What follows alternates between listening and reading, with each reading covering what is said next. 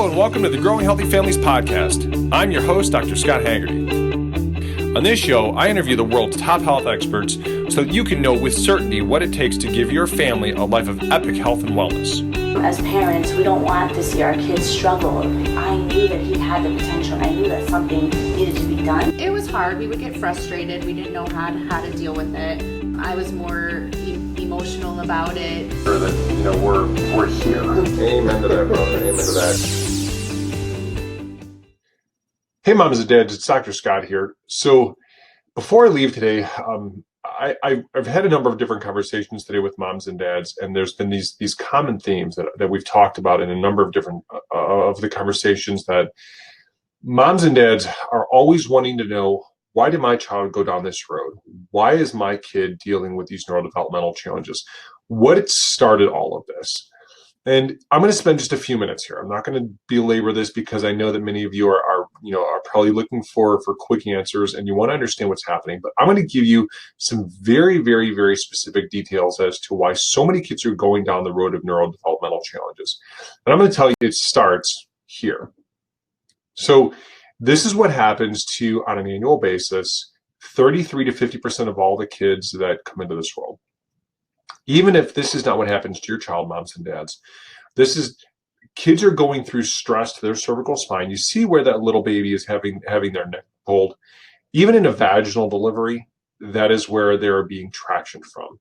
And imagine that in this scenario here, the amount of force that's going through that little baby's neck is anywhere between 40 and 60 pounds of axial traction at a minimum. And then to try and clear the baby's shoulders, they pull side to side to get the shoulders free. Now, in a vaginal delivery, even if they're not having to deal with the resistance of that mom's skin, they're still dealing with the baby being in a position that's not friendly to gravity assist, because most moms are laying on their back.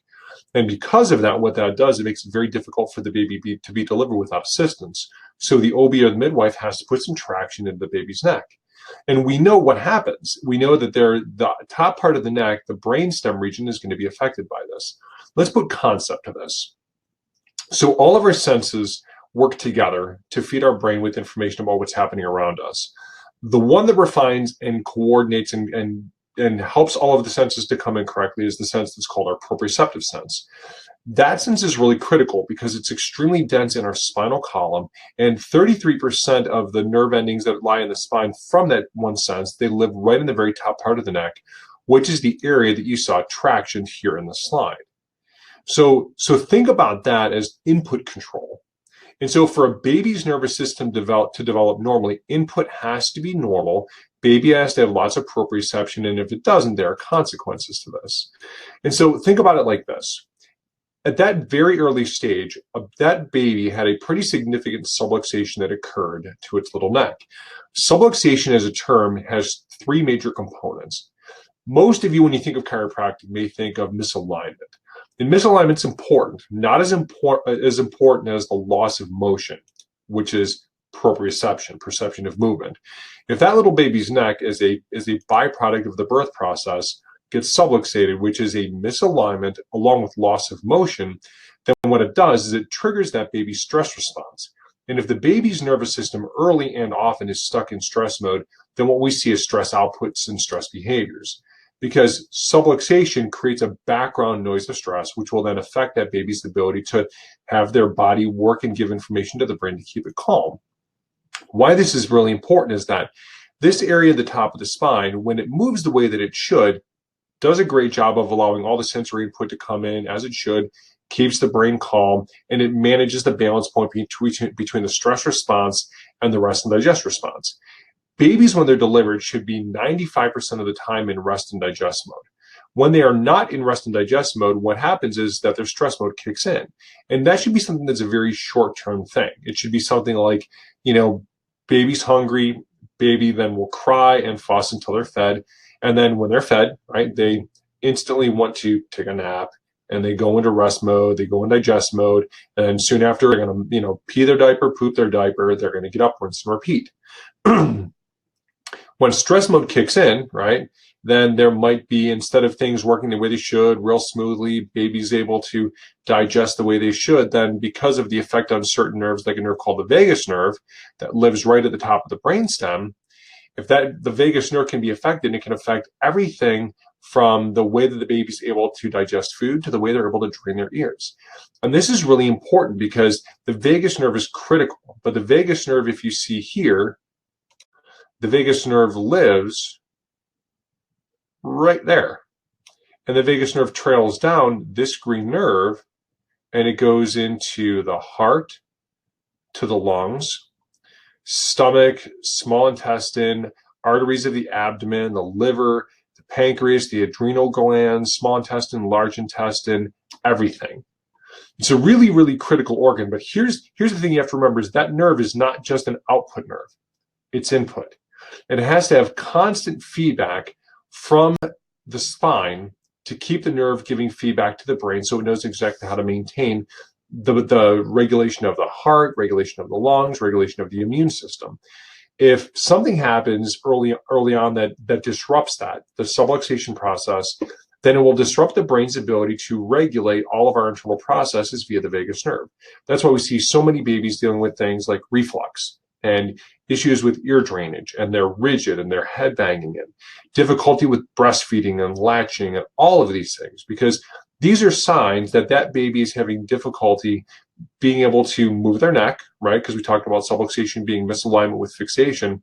But then the output organ issues, things like reflux and things like constipation and things like ear drainage issues, these are side effects of imbalances in the way the brain's able to use the rest and digest system. It's an output problem as a result of an input problem. And so when we start looking at this, if the vagus nerve is not able to function the way that it should, we have to get it started again. And so moms and dads oftentimes will ask, well, what does an adjustment do? Well, the vagus nerve is stimulated every single time that we do the adjustment. And in doing so, it turns up areas of the brain that control the parasympathetic rest and digest system. And, keeping in mind that the single most important thing that we can do is getting that child's brain back into balance, because the longer that a subluxation lives there, the more that it's going to alter the balance between the rest and digest and the fight or flight systems. When a child's nervous system is stuck in fight or flight for long enough, then we start to see this escalation, right? This buildup of effects, right? I know moms and dads, if you're seeing this, you probably had, your doctor tell you, well, they'll grow out of it. And what you're really seeing is more the evolution. They're growing into new things, right? When the colic goes away, right, then it's the temper tantrums, and it's the meltdowns, and it's the anxiety, and it's the anger, and it's the aggression, it's the focus and attention issues, or it's sensory processing challenges. But they're evolutions. Because the longer the brain is living with improper input, the more we start seeing evolutions of improper output. And so, when you think about these processes of this nervous system building up momentum like this, understand these take time. And you watch them happen. And moms and dads, if you're watching this, you're probably sitting here thinking to yourself, I've wondered why my child is going through this. Well, moms and dads, in the vast majority of cases, when kids start going down the road of having the more significant neurodevelopmental challenges, that birth process that I showed you is what we see as the trigger, right? I mean, literally in my practice on a daily basis, 90% of the kids that come in have had some level of intervention, because that's the nationwide stats, right? 87% nationwide per the Department of Health statistics is the number of pregnancies that resulted with an intervention delivery. So it's the thing that's changed more than anything else has, right? Hygiene hasn't changed, toxicity hasn't changed, even vaccines haven't changed as much as the birth process has over the course of the last 30 years. In one generation, more than anything else, how babies come into the world has changed more than anything. And because of that, we see this escalating effect of kids' nervous systems being stuck in stress mode, affecting neurodevelopment, and it's building and it's building and it's building. So our kids are having one challenge after another after another. If you want to know why we see so many kids make remarkable changes, it's because every time that we do an adjustment, we change the way the brain perceives the world, and we turn the prefrontal cortex on, which in turn suppresses the stress response. And over time, their brain builds momentum and it starts to rebalance. And as the brain rebalances, it calms down. And we start seeing things like better digestion, better mood, better focus and attention, because these are the day-to-day stories that we see with the kids that come through our practice. I wanted to take a moment to share this with you because I know many of you have questions. If this is something that you have more questions about, feel free to ask me. You can send us messages at elitechiros.com. We have a section on there that you can send us messages, or you can reach us directly through Facebook Messenger, and we'll get back to you ASAP with any questions that you may have. But if there's questions, things that we can do to try and help, make sure to let us know, because our main goal for all of this is to make sure that you've got the resources and understanding so you know why our kids are going down this road, but more importantly, how we can step in front of this and how we can change the future for our kids. Because my wife and I were there once. Our little girl was struggling mightily because she had a very, very rough labor delivery process. And we struggled to find answers for a number of years. And, we were very thankful that we met a doctor who was able to help us to have the understanding of what was missing, what we weren't doing and what we didn't know, so that we could change things for her. And in turn, by doing so, we changed her quality of life, changed her path, changed her development. In turn, now she's a different little girl, happy, well emotionally regulated, no issues with constipation anymore, which she struggled with from the time she was born. And she's just happy and she's calm. And we thank God for her every day. So if we can help you in the same way, let us know. I'm Dr. Scott. God bless you guys. Be a lead. Thank you for listening to the Growing Healthy Families podcast, the world's #1 source for health education. Make sure to go to iTunes or wherever you listen to podcasts and give us a review. Make sure to follow us on social media at the links listed in the show notes, and let us know what area of health you are struggling with, so we can get you and your family on the road to epic health.